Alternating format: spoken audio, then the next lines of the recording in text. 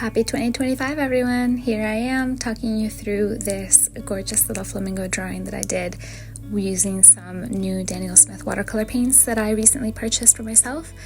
I decided to paint a flamingo because I was desperate to use this beautiful rhodonite genuine.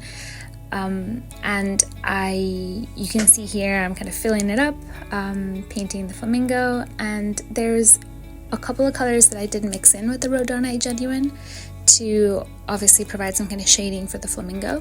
So the wings and the kind of main body of the flamingo were painted just using rhodonite genuine, but I also mixed in a little bit of Hansa yellow deep, I believe, to get that kind of more lighter a tone and kind of warmer tone to the underside of the flamingo's neck.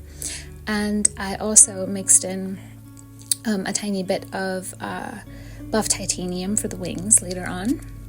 Now, as you can see, these paints are really easy to kind of use and they feel so beautiful when I'm using them. I'm so happy. These are my first set of professional artist grade watercolor paints that I've had, and I'm so happy with them. The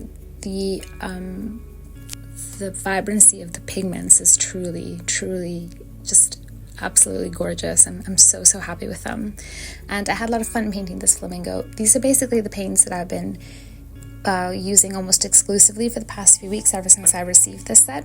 So I purchased the 12 color set, the kind of pre-identified colors from Daniel Smith's line, and it was all the kind of split primary basic colors, and then I purchased another 12 colors separately.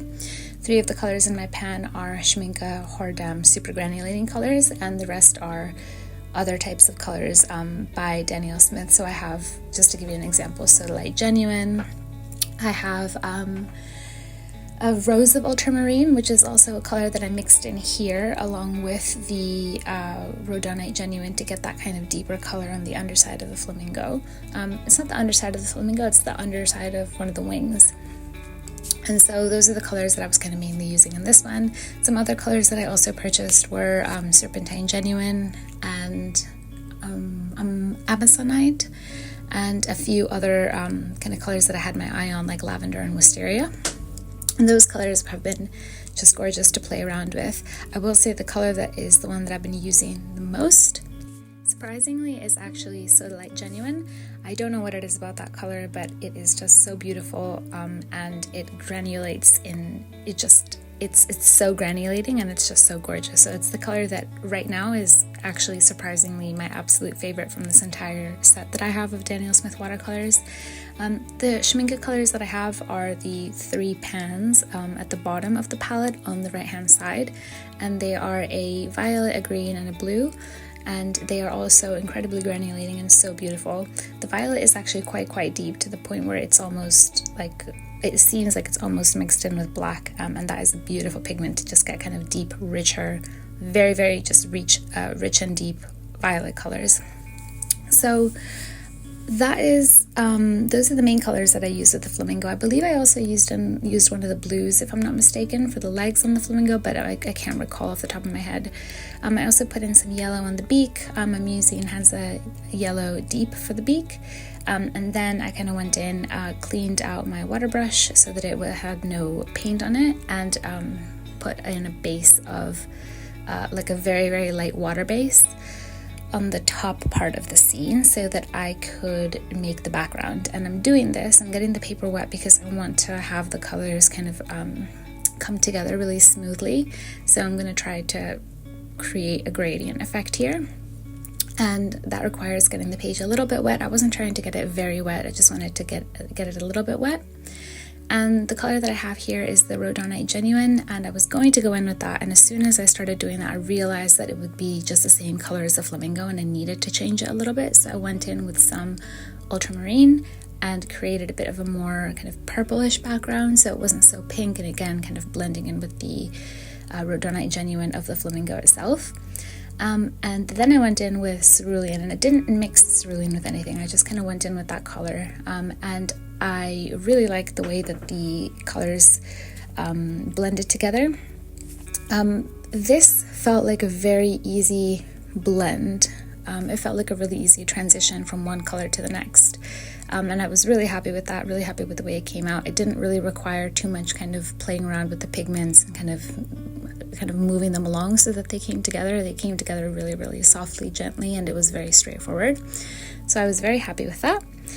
I got a tiny bit on the flamingo wing itself, so I had to take that out. And then I went in with Sodalite Genuine and a little bit of, I believe that one is raw umber. I might be mistaken there, but what I did was just create some kind of illusion of trees like it was in my reference picture.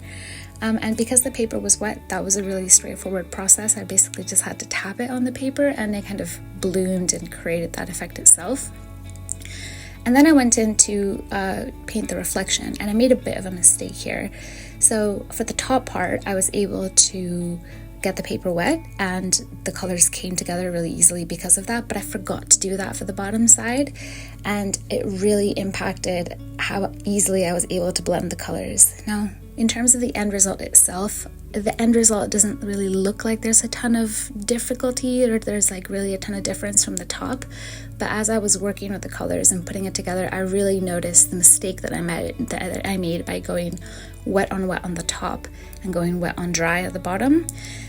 So it wasn't so difficult to integrate the Rhodonite Genuine and the kind of blue that I'm working with here, but when I started trying to mix this color in again, that's when I faced difficulty. So I could see that it had a bit more of a harsher line that I didn't have up at the top, and that's because I wasn't working wet on wet here. I was working wet on dry, and the pigment was just struggling to kind of integrate.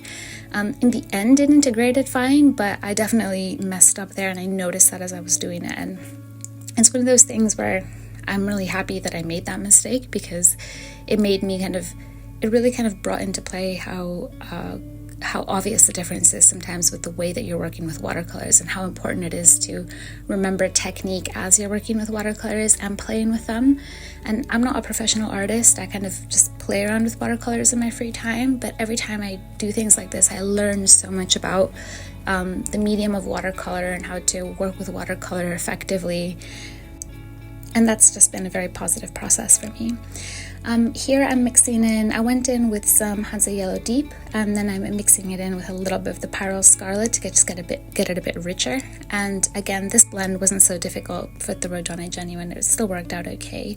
And I was able to kind of just go in a bit more freely towards the bottom, because the reflection of the flamingo's legs was just ink. I hadn't put in any watercolors, so I could just go in very freely. And then I decided to go in with a little bit of Rose of Ultramarine, Rhodonite Genuine, and create some kind of ripple effects in the water to emulate my reference picture a bit more. And I was really happy with the way this came out. As it dried, it really kind of gave the effect of water and reflection. So it was a really nice touch to have added that. And in the end, that's what my painting looked like. It's really tiny in my tiny sketchbook that I use, that is a Go Draw sketchbook, and I liked it, and I hope you enjoy it as well.